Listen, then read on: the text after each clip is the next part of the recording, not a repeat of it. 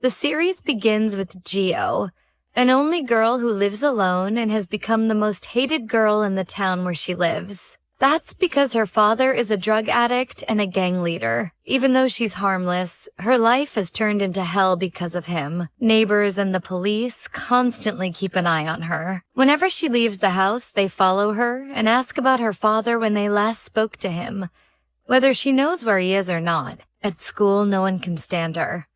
There are groups of girls who bully and harass her constantly. One day, Geo sees the police officer who usually monitors her standing at her school. After a while, the principal calls her in and tells her she has to transfer from the school because she's disliked and the parents of other students have complained the school should take her away. They claim she's a danger to their children's morals and safety. The principal intentionally says hurtful things to humiliate her and push her to leave. Geo insists she did nothing wrong, but then she gets a message on her phone. It's from her dad wishing her happy birthday. He's a drug addict, a killer, and a gang leader, but he can't forget his daughter's birthday. This upsets Geo, and when she returns to class, she's angry about hearing that her father reached out after a long absence. The situation escalates when she finds a packet of white powder on her chair with insults written on it, apparently left by the girl who has been bullying her. Geo confronts her and throws the packet in her face, and a fight breaks out. Geo had been trained in boxing by her father, so she manages to take on the 3 girls. One of them even has a knife. Although most students think Geo is being mistreated and didn't deserve this, they are afraid of her and whisper that she's gone crazy. Geo goes to the school office, throws away her student ID, and tells them she's leaving the school. She walks out and finds the officer who watches her. She smashes his car mirror in anger and then goes to a quiet place by the sea where she likes to sit and looks at pictures of herself with her father back when he was affectionate in her eyes. When she returns home, she finds a present on her doorstep from her father. She steps inside and goes into the house, but her father still won't leave her alone. He calls her from a public phone in the street and says he wanted to be with her, and that she'll love the laptop he brought. She tells him he turned her life into hell and ran away, leaving her to suffer with neighbors and the police. At that moment, Dong calls to wish her happy birthday. She tells him she doesn't want to hear his voice again and that she will consider her father dead.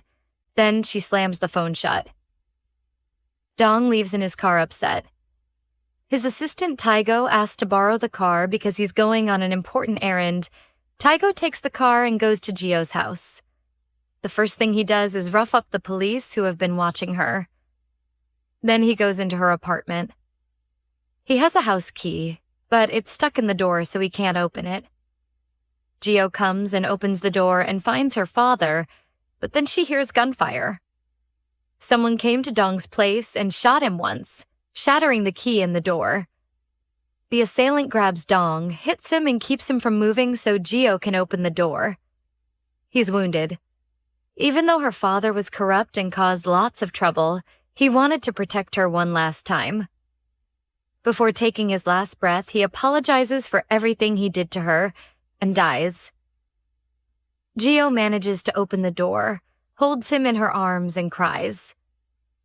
Geo holds a funeral for her father. Nobody comes to console her, until the gang her father used to belong to arrives to pay respects.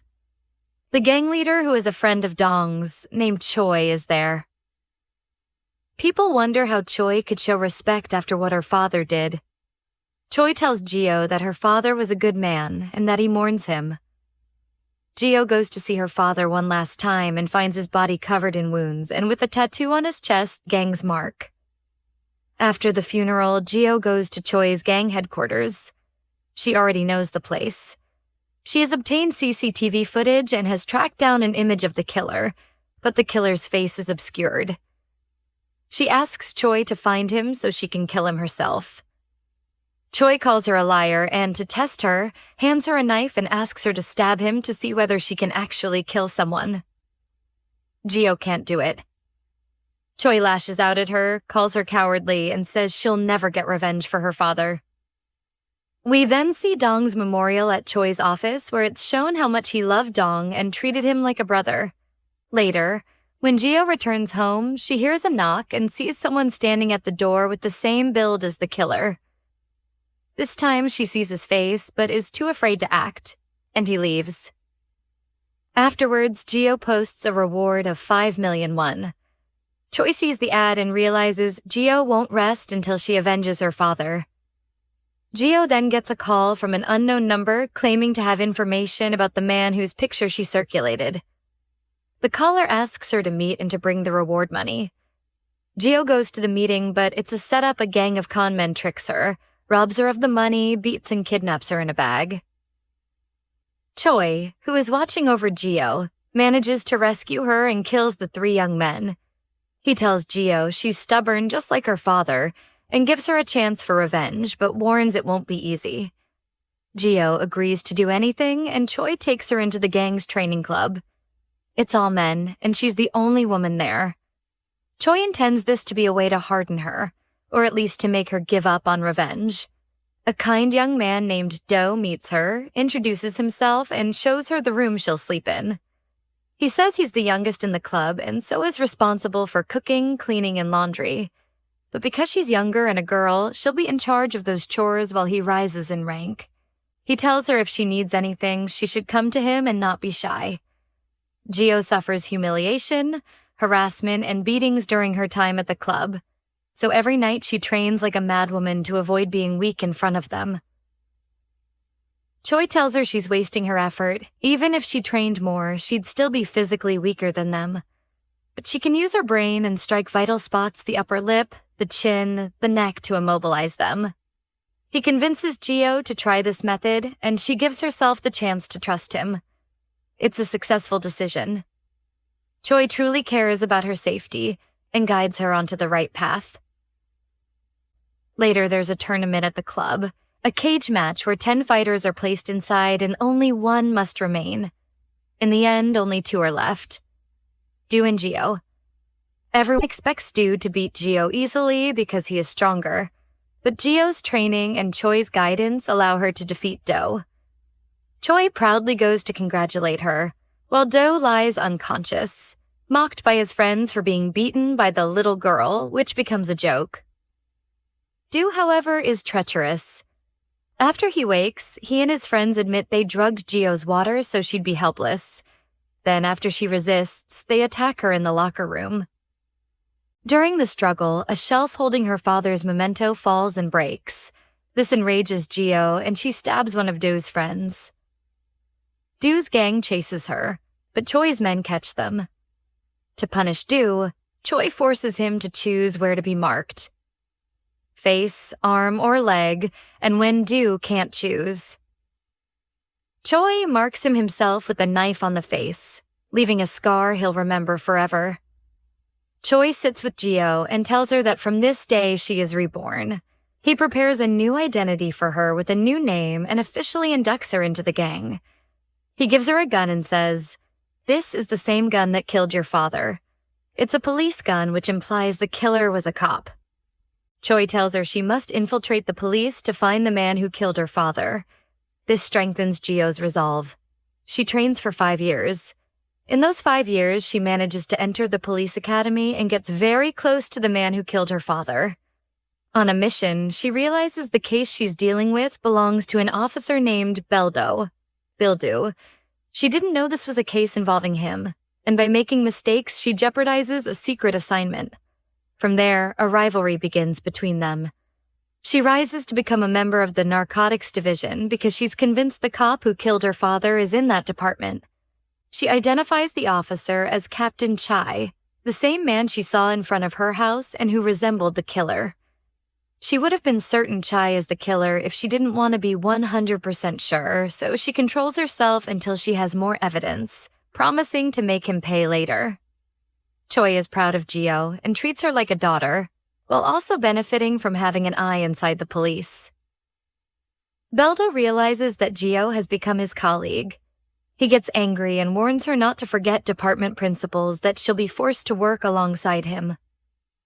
Gio's first assignment with him is to investigate a new drug that's spreading, and Bildu, trying to provoke her, tells her to go in and arrest a lone woman in a place full of men, thinking she'll be scared. Gio goes in anyway, and single-handedly takes out 5 of Mango's men in the entrance.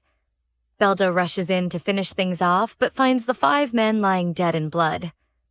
A murder weapon lies on the floor, but Beldo finds Gio there. She has subdued Mango himself and forces him to confess, demanding he name the new drug. Mango says he doesn't know. Beldo searches, and Gio notices Mango behaving nervously, staring at bottles on a shelf. They catch him red-handed. Under interrogation, he refuses to name his boss because he claims his boss is more than just a drug dealer. He's a devil walking on Earth. The leader of Mango's gang turns out to be Du after he was scarred and driven mad. All he cared about became power and authority. A police operation is quickly planned. They trace Choi because there's a mole in Choi's gang who tipped off the police. The police are about to arrest Choi, but Gio allows Choi to escape by firing a shot from the gun belonging to her father's killer, then disposing of the weapon so the police will find it. Beldo realizes a mole warned Choi and that the single shot fired was from police rounds, meaning the mole may be within their ranks. He inspects the officers' guns but finds none missing around. Later, the team goes out to drink to unwind from the operation, and Gio gets a call from Choi. She answers and expresses worry. Choi is being watched by the police, and cameras have been planted in every corner of his headquarters. They discover where each camera is, which proves there's a spy among them. Gio realizes the bullet she fired enabled Choi to flee, and the police will eventually find that gun, which would endanger Choi and reveal who's looking for him. Strangely, when they check Chai's things, they find photos of Dong taken with the Choi's gang, something no one knows about. Choi gets rid of the cameras watching him and learns there's a traitor who warned him. On that day, Do gathers his gang from past years and attacks Choi's club, killing many gang members. Taigo is there too. Do wants revenge and injures someone, a new wound to his arm. Gio goes as a police officer to see what happened and finds a message written in blood on the ground left by Do announcing he's back. Choi sees the carnage and regrets letting Do live.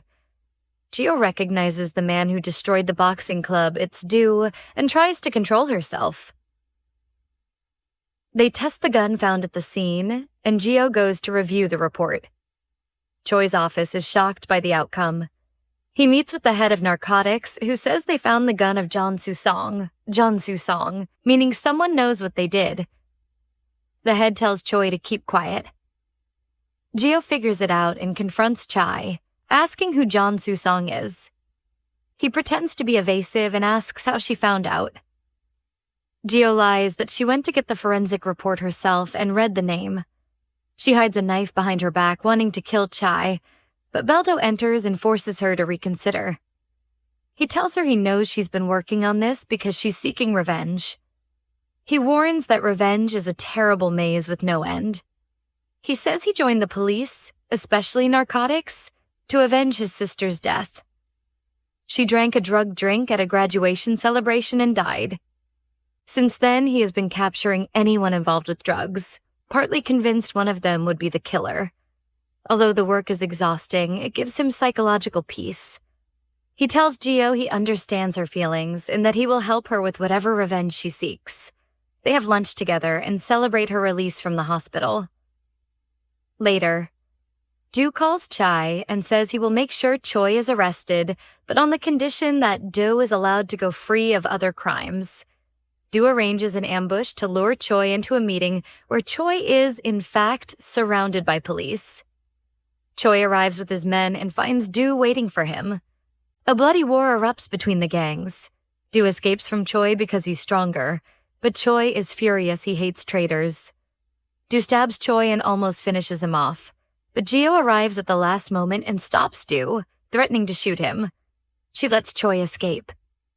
Beldo tells her not to act recklessly and not to kill Do.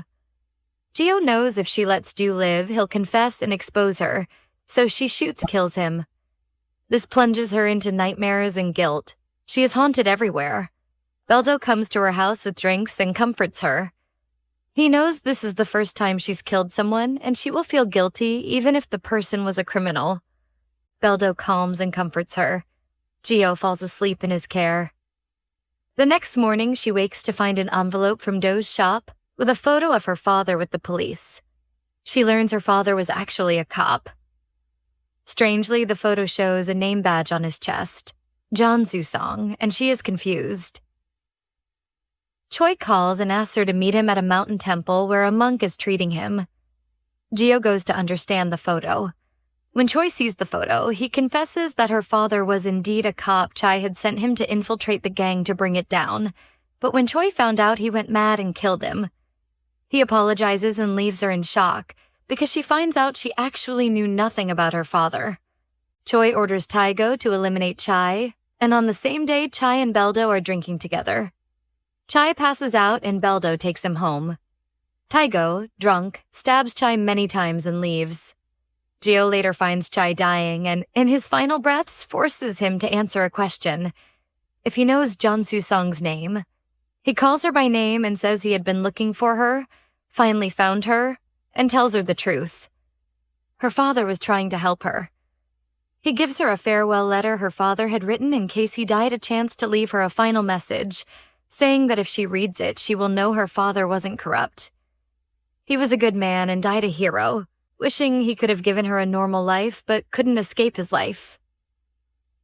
At that point, Gio's world explodes when she realizes the person who had been protecting her, all along the one who helped her through everything, was actually the person who ruined her life. She takes a lighter and burns the gang tattoo on her body, finally finding the person she had been looking for. She learns Chai is alive and Beldo can catch him. Taego repeats orders to finish Gio and sends men to kill her, but she kills all his men and leaves him alive to enjoy killing him later. Taego says he had been waiting for this day to kill the daughter of a traitor himself. He admits he was the one who discovered her father's betrayal to the gang and caused Choi to kill him. Gio loses control and beats Taego in the stomach until he dies.